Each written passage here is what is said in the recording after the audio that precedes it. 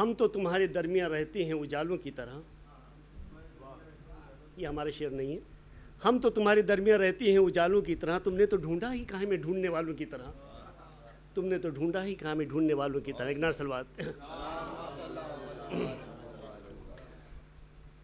منافقوں نے سوچا بھی نہ تھا کبھی خواب میں کوئی بھی عیب نہیں ملے گا خدا کی کتاب میں.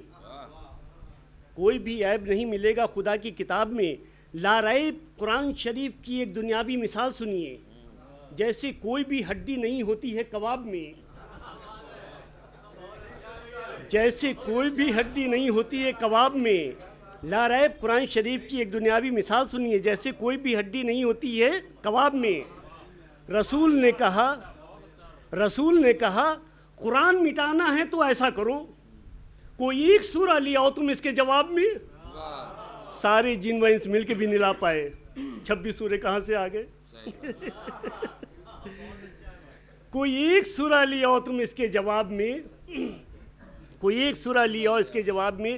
منافقین جب باز نہیں آئے تب خدا نے کہا مومن کے سارے گناہ لکھ دو اس کے عذاب میں, اس کے ثواب میں. مومن کے سارے گناہ لکھ دو اس کے حساب میں. ایک نار سلوات. مومن کے سارے گناہ لکھ دو اس کے حساب میں. خدا کی بزرگی اور اس کے گھر کو لاکھوں سلام.